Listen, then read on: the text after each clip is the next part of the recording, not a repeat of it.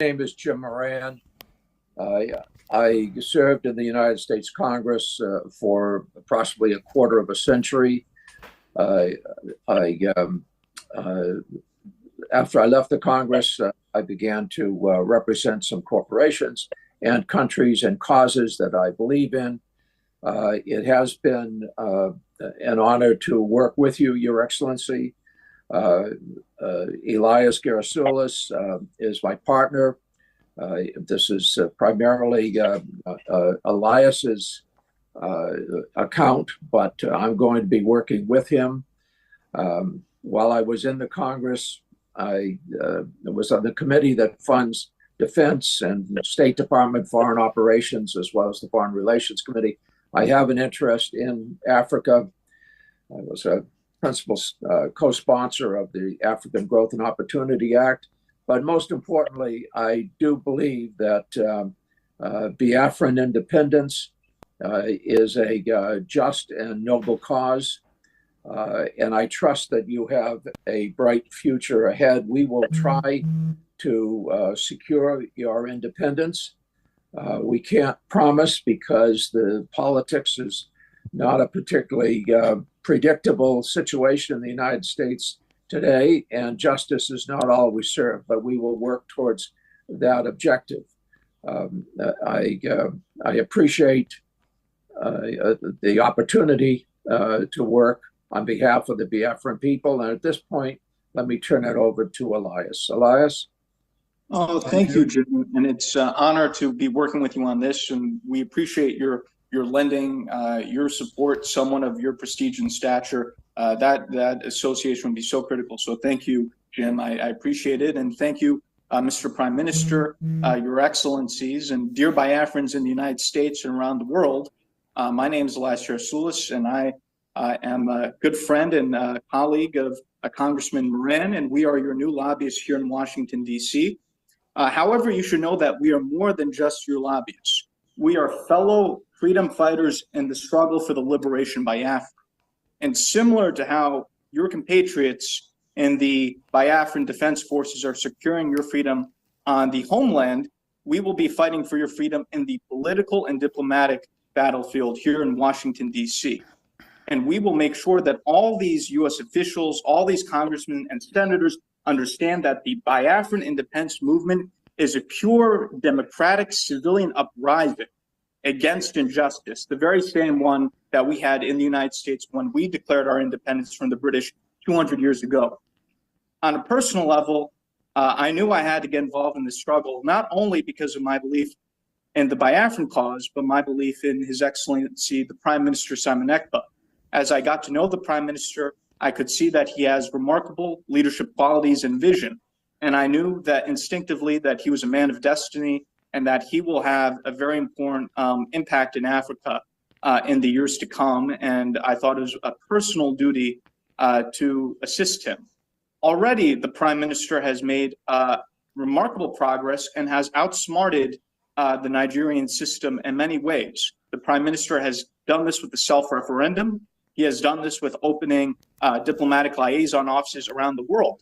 And I think by establishing a proper Biafran lobby in Washington, D.C., the Prime Minister has delivered his master stroke. And if you can look at the Nigerian media and the social media, you will see that this is something that's been highly publicized. And I think this is because they understand the moment that the United States starts to gain more support for the Biafran cause, it will be a game changer. Because when the United States leads, other countries follow.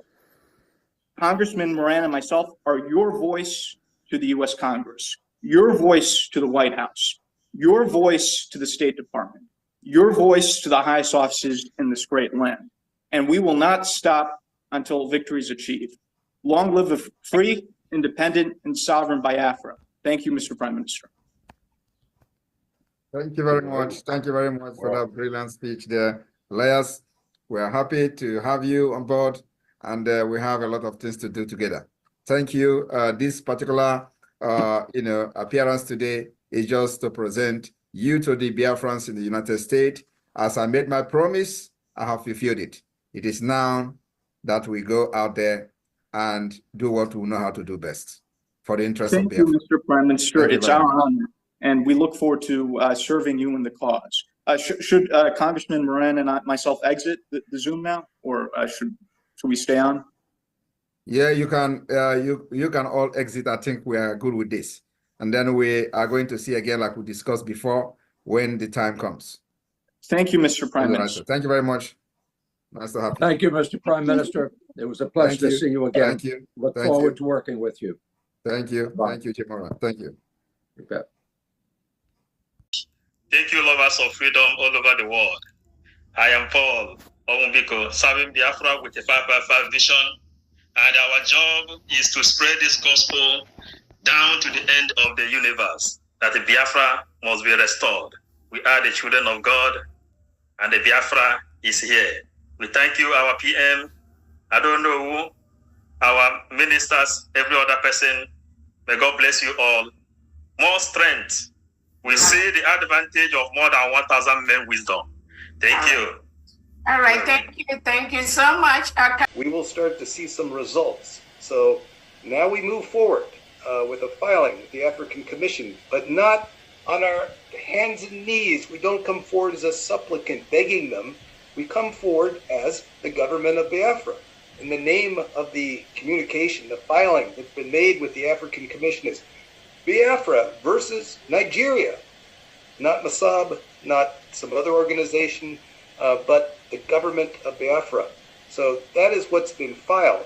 And thanks to the organization of the government, we had a person in Banjul who was able to negotiate the filing over the counter with the commission. So we have a file stamp on there. And now the Nigerians have to answer. The Nigerian government has to answer, but not to an organization, not to a person, but they have to answer to Biafra. And here, I'll show you. Let's see if I can just share the screen here. Bear with me.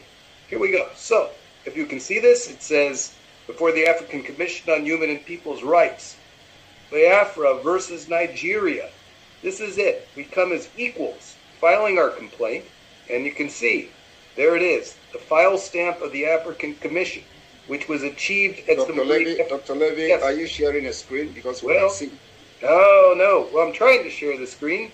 Let's see. All right. Let's see. Let me see. So let's go back.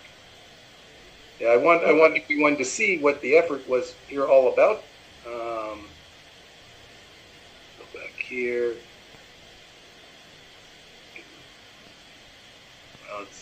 Maybe I need to do this. How's that? Better? No? Still not. Yeah, Okay. I think it's good now, but yeah. It's good. Yeah, I see it. So anyway, here we're talking about Biafra versus Nigeria. That's the heading. So the Nigerians will see this, and they will see the first thing they see is the word Biafra, which will just cause them immense pain because that's the word that can't be said, and they have to answer. They don't have to. They have to answer to Biafra. That's the significance of this.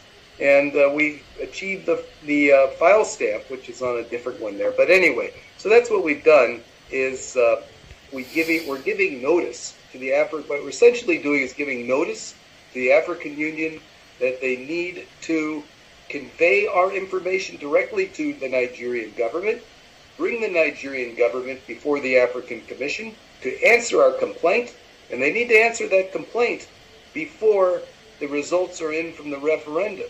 Why is that? Because when the referendum for the reinstatement of Biafra occurs, and when the results are in, Nigeria is going to implode because legally, a referendum is the way to achieve independence. We're following the law. A referendum is the internationally recognized way to achieve self-determination.